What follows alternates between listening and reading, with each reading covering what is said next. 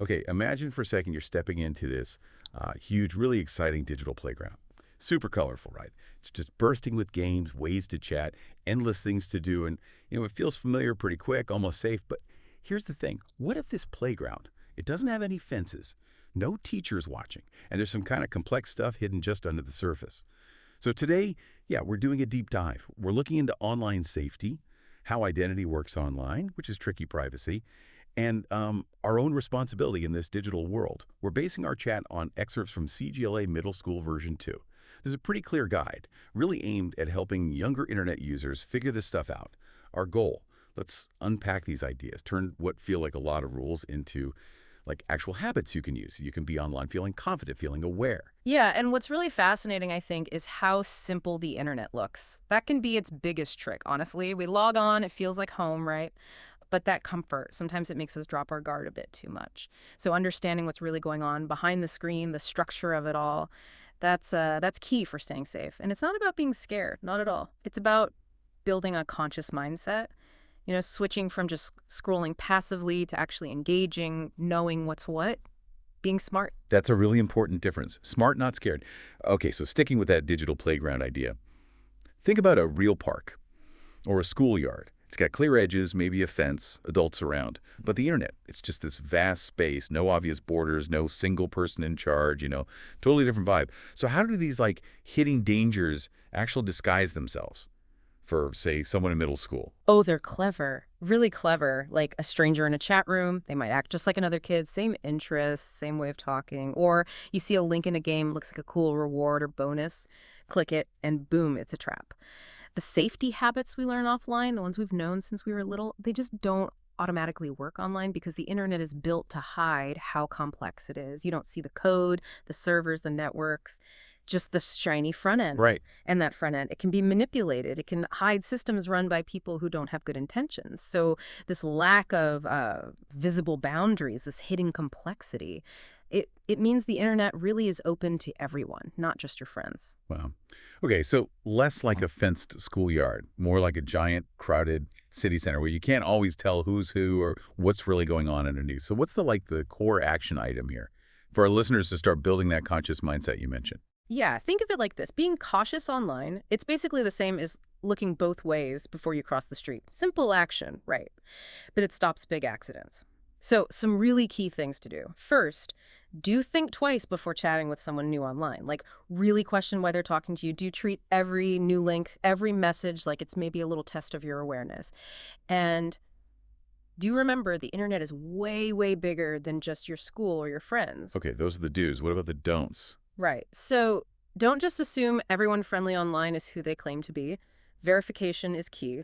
Don't click on rewards or pop-ups without checking if they're legit first. Pause before you click.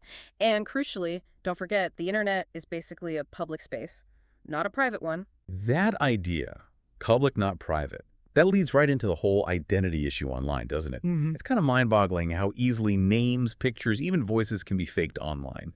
You can build something that looks trustworthy in literally seconds. Like a profile pic gets stolen, a username is slightly changed to look like a friend's, or maybe that friend you're messaging is just software designed to trick you. You call this the illusion of trust. How does that illusion work, specifically to fool, say, a middle schooler? Well, we humans, we're sort of wired to trust faces, voices, signs that someone's one of us. Online, though, those signals are super fragile, easy to fake. A scammer could grab a picture of someone your age, choose a username that sounds familiar, maybe mention a hobby they saw you post about, anything to get you to lower your guard. Even things like a little green check mark on a profile. We think verified, right?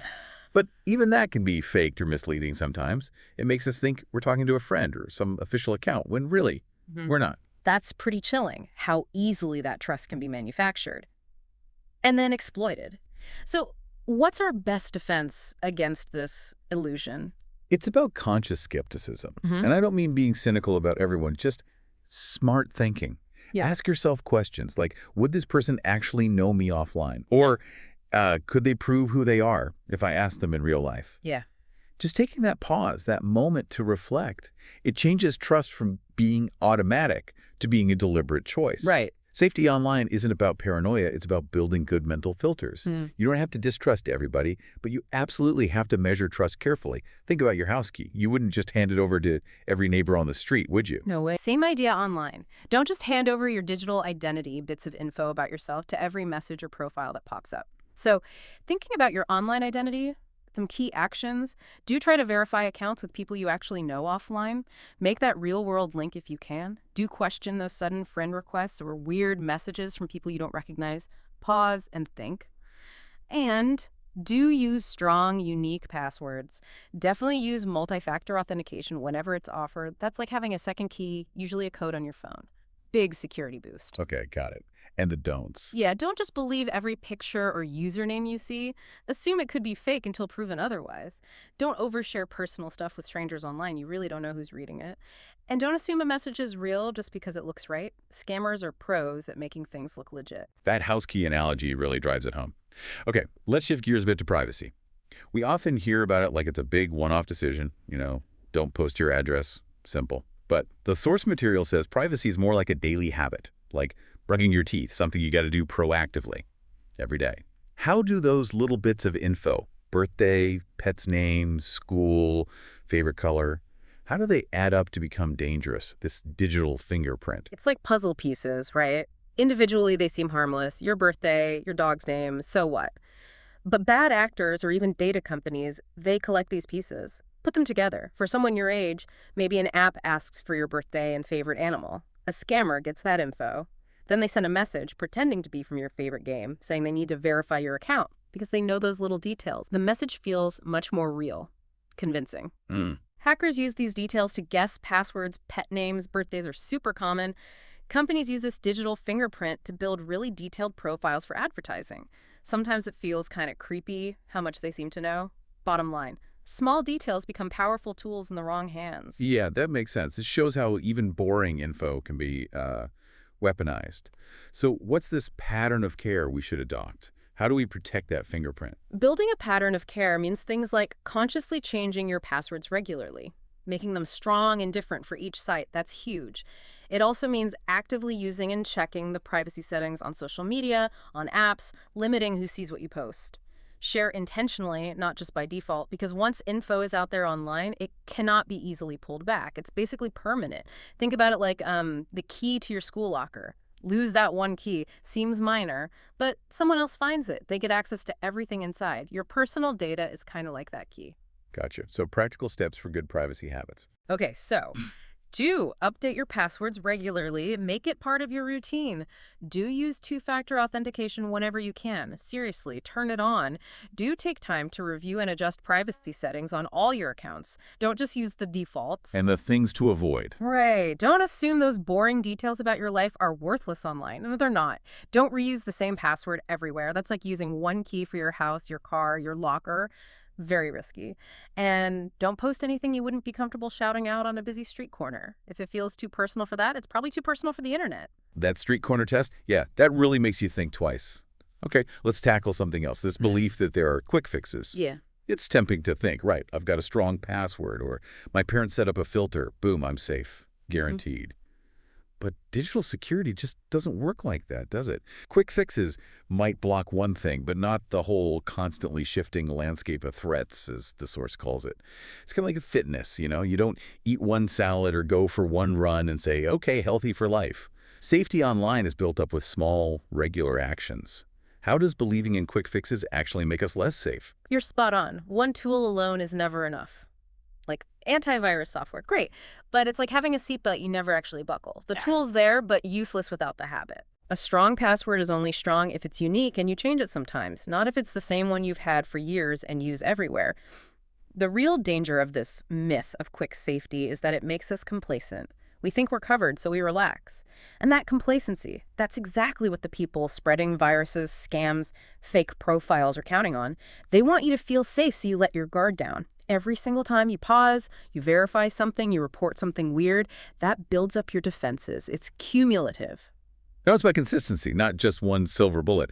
What are the key actions then? To avoid this trap. Okay, to really build security, do practice safety habits every day, make them automatic, do treat strong passwords, keeping software updated, clicking carefully, treat all that as just normal routine like brushing your teeth, not a chore you do once in a while. And do report suspicious stuff right away. When you see something, say something. It helps protect everyone. And the don'ts here. Don't rely on just one tool or one setting to solve everything. Think layers of protection. Don't ever fall into the trap of thinking, once safe, always safe. The internet changes way too fast for that. And don't forget that the threats themselves are always evolving. What's safe today might not be tomorrow. You got to stay aware. That point about evolving threats is so important. Which brings us to maybe the most serious point today, your actions online. They affect more than just you. That link you casually share could spread a virus to all your friends. I mean, comment you type maybe is a joke. It can seriously hurt someone. So safety is both personal and communal. What does it mean to be a good digital citizen? How does that connect to our everyday choices online? Yeah, digital citizenship, it's basically understanding you're part of this huge online community. And your choices, they ripple outwards. Big or small, they have an impact. It means recognizing that this shared digital space, we all have to take care of it. Think about littering in a park. Careless online behavior, spreading rumors, being cruel, sharing dodgy links. It damages the online park for everybody. It's a good analogy. Maturity online, really, it means slowing down, just enough to realize your posts, your clicks, your shares, they have real consequences. Some small, some huge, but they're all real. The internet is an incredible tool, not a toy. And powerful tools, they demand respect, discipline, care. Use it well, with care. It opens up amazing opportunities, knowledge, connections. Use it recklessly. It spreads harm, division, misinformation. It really comes down to choosing wisely. Okay, so becoming a good digital citizen. Yeah. What are the do's and don'ts? All right. Do think about how your choices impact other people online. Put yourself in their shoes. Empathy is vital. Do report bullying or harmful stuff when you see it. Don't just scroll past. Be part of the solution. Do try to set a good example with how you act online. Be respectful. And what should we avoid doing? Definitely don't spread suspicious links or files. Even if a friend sent it, pause and think. Don't post nasty or disrespectful comments. It just pollutes the space. Think before you type. And don't ever assume your online actions happen in a vacuum. They absolutely don't. They ripple out. Wow.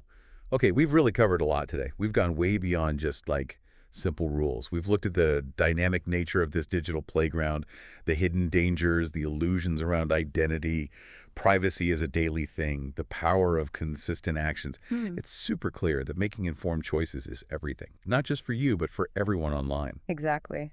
And maybe a final thought to leave people with. If the internet really is this powerful tool demanding respect and wise choices, what cool new opportunities could you create? What positive change could you maybe inspire? Not just by keeping yourself safe, but by becoming a truly thoughtful digital citizen. Think about that digital legacy you're building, not just for you, but for the whole community you share the space with. That's a great final thought. Your digital legacy really makes you think about every click, every post. Well, thank you for walking us through all that. It's been a really insightful deep dive. We really hope this chat has given you listeners some valuable takeaways, helps you feel more empowered to navigate the digital world with confidence, awareness, and that sense of responsibility we talked about. Keep asking questions, stay curious, and keep making those smart choices online.